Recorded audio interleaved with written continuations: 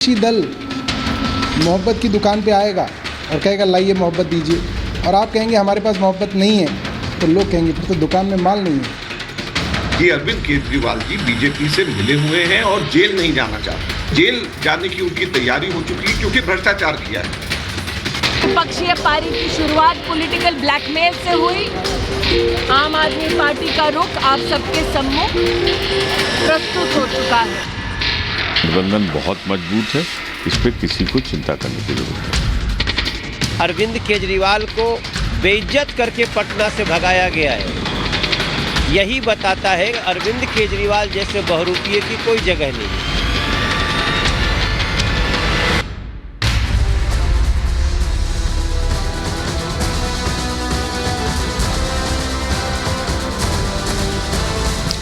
नमस्कार, मैं हूं आपके साथ हिमानी नैथानी। शाम के 5 बजने को है और हम लेकर हाजिर हैं अपनी खास पेशकश 5 का प्रहार, जिसमें आज मैं बात कर रही हूं पटना प्लान की। क्या पटना प्लान जो है वो सक्सेसफुल नहीं रहा, वो फेल हो गया, वो एक बुलबुला था? ऐसा इसलिए कह रही हूं क्योंकि पटना प्लान मतलब कि पटना में जब वो महाजुटान होता है उसके बाद जिस तरह के बयानात दरअसल उन्हीं विपक्षी दलों, उन्हीं महाजुटान में जो तमाम दल जुटे थे उनके बयानात कुछ इस तरह के सामने आ रहे हैं कि मैं ये कह रही हूं कि क्या पटना प्लान सिर्फ एक बुलबुला मात्र था और ये फूट गया है। न केवल इधर तमाम विपक्षी दल बल्कि इन विपक्षी दल पर किस तरह से हमलावर है बीजेपी। तब भी हमने देखा था जब ये बैठक दरअसल चल रही थी किस तरह के बयानात और किस तरह से हमलावर थी बीजेपी, और वो ये कह रहे हैं कि दरअसल ये फूके हुए कारतूस हैं सारे और ये कुछ कर नहीं पाएंगे मोदी जी का। मोदी जी को ये कितना भी मिलकर लड़ ले क्योंकि सिर्फ दल मिले हैं, दिल नहीं मिले हैं। तो ये भी तमाम चीजें जो हैं वो दरअसल बीजेपी की ओर से कही जा रही है। आज इसी पर चर्चा कर रही हूं, लेकिन उससे पहले कि मैं आपको और तमाम जानकारियां दूं, यहां तमाम मेरे साथ ऑडियंस भी इस वक्त मौजूद हैं। तालियों के साथ आप अपना भी स्वागत करिए। हमारे साथ यहाँ पर ऑडियंस है, जो भी इनके सवाल होंगे वो सवाल भी हम यहाँ पर लेंगे, लेकिन साथ ही साथ मेरे साथ कुछ और खास मेहमान भी हैं, उनका भी मैं परिचय करवाऊंगी। लेकिन फटाफट से पहले कुछ और जो जानकारी है वो मैं आपको यहाँ पर दे देती हूँ कि आखिर किस तरह से दरअसल ये पूरा प्लान जो है और किस तरह से ये जो महाजुटान होता है उसके बाद आप ये देखिए कि किस तरह की प्रतिक्रियाएं जो हैं या किस तरह से दरअसल ये सामने आती है 24 की सियासी लड़ाई, और वो तमाम इक्वेशन की भी मैं यहाँ पर बात करूंगी। यूनिफॉर्म सिविल कोड जो बीजेपी के तर्कश में जो तीर है वो दरअसल है। साथ ही साथ अगर मैं जातिगत जनगणना की बात करूं तो ये दरअसल विपक्ष का हथियार है। वहीं अगर हम बात करें बीजेपी के तर्कश की तीर की तो दुनिया में सबसे तेज विकास दर ये दरअसल बीजेपी लगातार कह रही है। वहीं विपक्ष के क्या हथियार हैं? महंगाई और बेरोजगारी, जो कि सिर्फ डिबेट में दिखाई देती है, एक्चुअल सड़कों पर नहीं दिखाई देती है, पटल पर नहीं दिखाई देती है। अयोध्या में भव्य राम मंदिर, ये कौन कह रही है? ये बीजेपी के तर्कश में तीर है। वहीं मुफ्त वाला दाव जो है वो दरअसल विपक्ष का हथियार है। भ्रष्टाचार पर कड़ा प्रहार किया गया है, ये दरअसल बीजेपी कह रही है। तो वहीं तानाशाही के आरोप कौन लगा रहा है?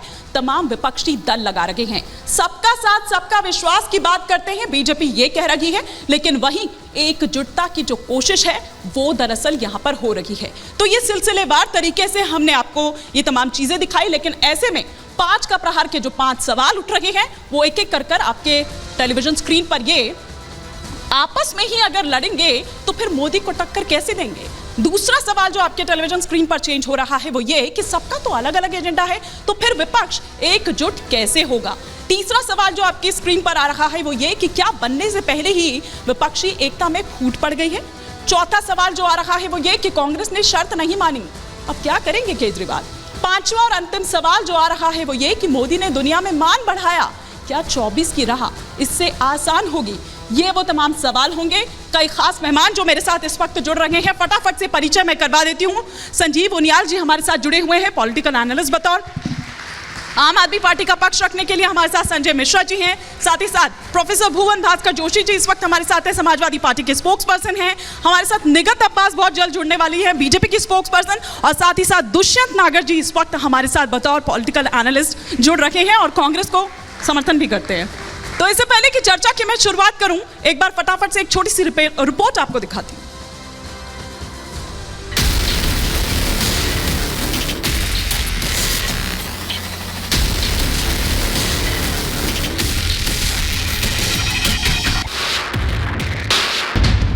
जब प्रधानमंत्री मोदी दुनिया में भारत का मान बढ़ा रहे थे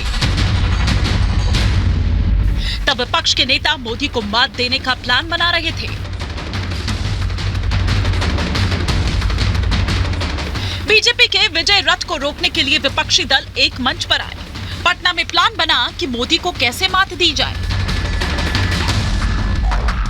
सभी सहमत हुए, एक साथ लड़ेंगे। लेकिन इस एकता की पोल तब खुल गई जब विपक्ष की प्रेस कॉन्फ्रेंस में केजरीवाल आए ही नहीं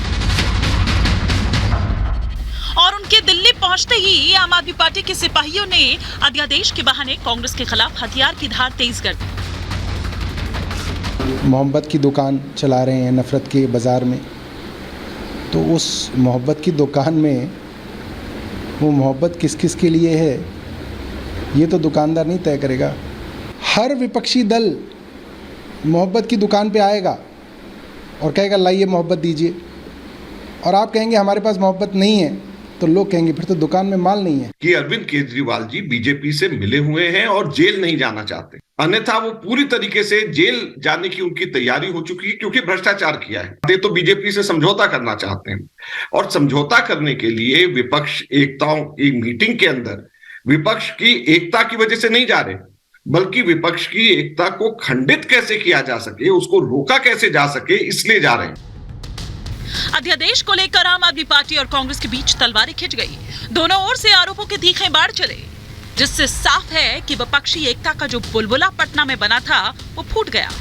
नीतीश जो चाहते थे वो नहीं हुआ। ऐसे में सवाल ये है कि क्या पटना प्लान फेल हो गया है? क्या विपक्ष की आपसी लड़ाई से बीजेपी की राह आसान हो गई है? जी स्वार्थ के लिए एकजुट होने का प्रयास कर रहे हैं। ये पारी की शुरुआत पॉलिटिकल ब्लैकमेल से हुई। आम आदमी पार्टी का रुख आप सबके सम्मुख प्रस्तुत हो चुका है। विपक्षी दलों में सबका अपना अपना एजेंडा है। केजरीवाल अध्यादेश के लिए समर्थन चाहते हैं तो कांग्रेस राहुल को 24 की बारात का सेहरा पहनाना चाहती है।